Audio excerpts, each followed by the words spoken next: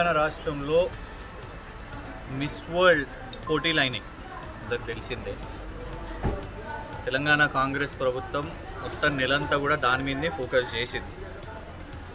Miss England వాళ్ళ దేశంలో తను కాంపిటీషన్ గెలిచి మిస్ ఇంగ్లాండ్ ఇక్కడికి వచ్చినప్పుడు మరి ఇక్కడున్న కొన్ని ప్రోగ్రామ్స్లో కొన్ని ఈవెంట్స్లో తన మీద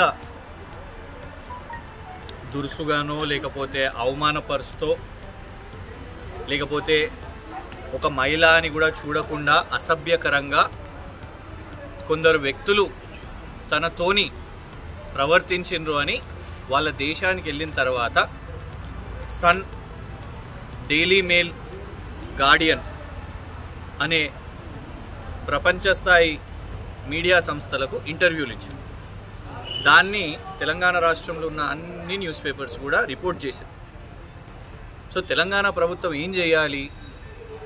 అంతర్జాతీయ పోటీలు అని అనుకున్నప్పుడు 100 మంది మహిళలు ఇక్కడికి వచ్చినప్పుడు వాళ్ళ దేశాల్లో కాంపిటీషన్ గెలిచి ఇక్కడికి వచ్చినప్పుడు అతిథి దేవోభవ అని మనము భారతదేశంలో మన సంస్కృతి. సో మిస్ ఇంగ్లాండ్ ఇక్కడికి వచ్చినప్పుడు వారు కూడా అతిథి అని అన్నప్పుడు తను ఆ ఆరోపణలు వేసినప్పుడు వాటి మీద విచారణ చేపట్టాలి. మిస్ ఇంగ్లాండ్ని ఇప్పటివరకు మీరు విచారించిర్రా? కనీసం ఏమన్నా నోటీస్ ఏమన్నా ఇచ్చిర్రా? ప్రశ్నలు అడిగిర్రా? లేదు. మరుసటి రోజే కేవలం సెలెక్టివ్గా కొన్ని విజువల్స్ ఏదో రిలీజ్ చేసి ఎదురుదాడి ఆమె మీద చేసింది. ఆమె ఒకవేళ నిజంగానే ఆమె చెప్పేది కూడా తప్పని అనుకుంటే ఎంబసీ ద్వారా మీరు లీగల్ నోటీసులు ఇవ్వండి. కానీ మీరు చేసింది ఏంటిది? కాంగ్రెస్ నాయకుడు రేవంత్ రెడ్డి గారి రైట్ హ్యాండ్. ఆయన కాంగ్రెస్లో ఎప్పుడు చేరిండో కూడా ఎవరికి తెలియదు. కాంగ్రెస్ వాళ్ళే ఆలోచిస్తున్నారు. ఆయన ఏం ఉద్యమంలో ఉన్నోడు కాదు, కాంగ్రెస్లో పుట్టుక నుంచి ఉన్నోడు కాదు. మీ అందరికి తెలుసు అనుకుంటా, రాజేంద్ర నగర్లో కేవలం ఒక కేబుల్ ఆపరేటర్గా ఉన్న వ్యక్తి మరి వాళ్ళ 1000 కోట్లకు ఎట్లా అధిపతి అయిండో, రేవంత్ రెడ్డి గారికి అత్యంత సన్నిహితుడు ఎట్లా అయిండో ఇలా అందరూ ఆశ్చర్యపోతుంది. ఆయనకి ఇందులో ఏం సంబంధం?